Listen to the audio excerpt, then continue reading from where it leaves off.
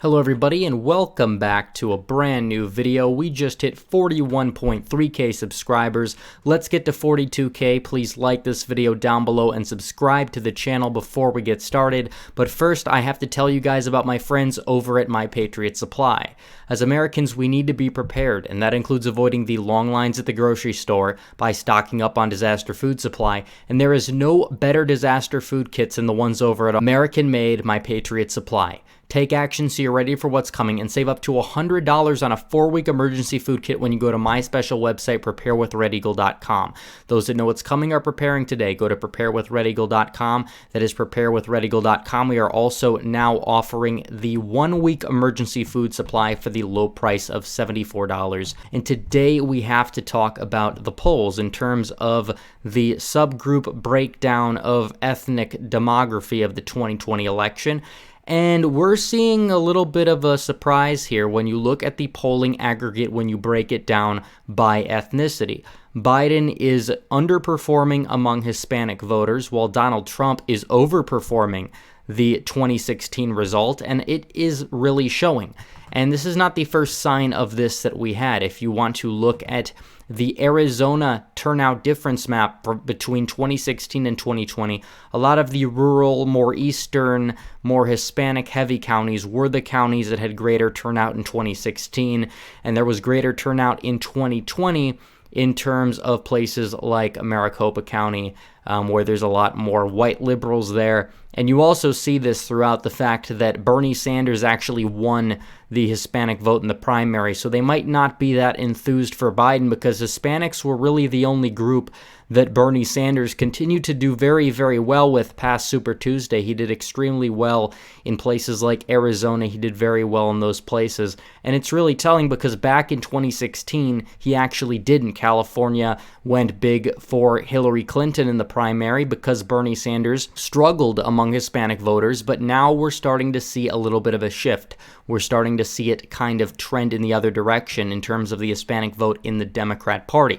So that is partially why I think Biden is underperforming, because right now Donald Trump is at 34%, and I don't expect that to hold, but I do expect him to do better than he did in 2016. Even in the D+9 electorate of 2018, according to the Fox News exit polls, Donald Trump, well, not Donald Trump, but the Republican Party in the generic ballot got 32% of Latinos, and this is actually very similar to the 2016 generic ballot, because a lot of people will take the 2016 Trump numbers at face value and say Republicans got 28, but there was a lot of media slandering, media hyping up that Trump was going to deport every Latino individual, even the legal individuals, because that's how CNN, that's how the media works. They lie about things like that.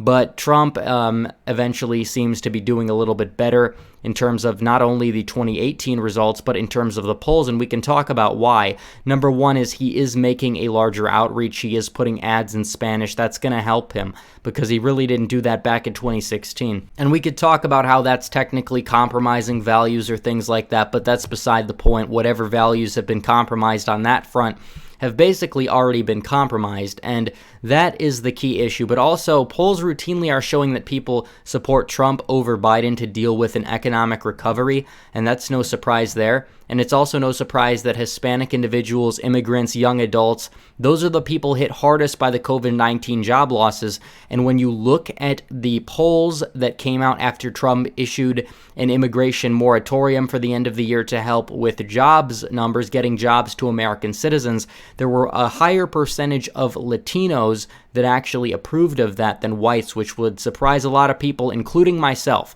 And it's really, really telling here. And we can look at some of these polls. NPR has Trump down just 20 with Latinos, 59 to 39.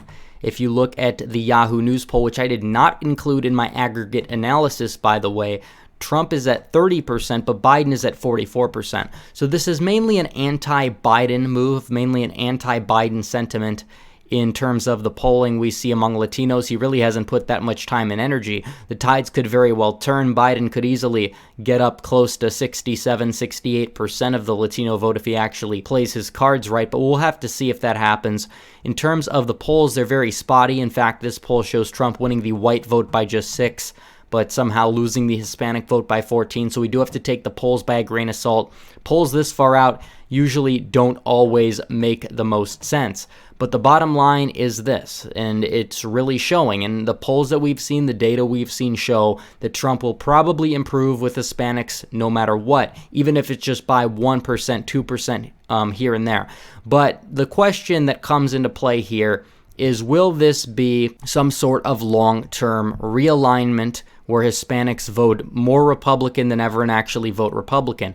I would be willing to push back on that notion and simply say no. Depends on the issues. If you look at the certain issues here such as free speech, largely Hispanic Americans so far, a majority of them oppose that. In terms of gun control, many of the foreign-born Hispanics and Hispanics as a whole, who usually come from countries with strict gun control laws, even though they have violent crime rates that are vastly higher than ours, they are largely the types of individuals to support gun restrictions. In terms of smaller government versus big government, a lot of Hispanics support a smaller government with fewer services rather than a bigger government with more services. However, if the Republican Party is going to move in a more populist direction, that could actually be a much more efficient way to bring Latino voters aboard to the party rather than cucking on issues like immigration.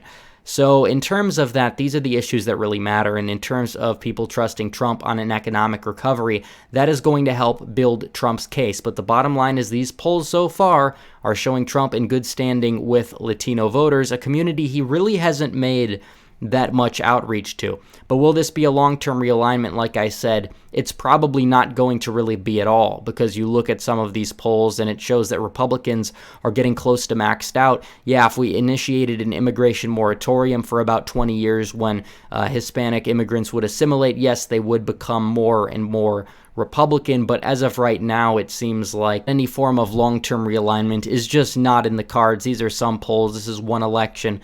Biden is just one man. He's one candidate. He's failing right now. He needs to get his fundraising numbers up.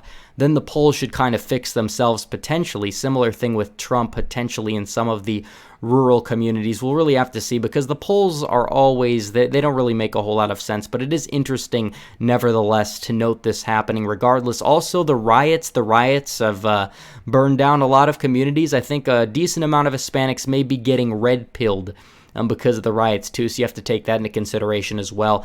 But anyways, guys, thanks for watching this video. Please like this video down below, comment down below, and subscribe to the channel. Hit the bell for notifications so you never miss another video. Follow me on social media, join the Discord and subreddit, donate to the Patreon or subscribe star, links in description. As always, guys, thanks for watching. Red Eagle, out.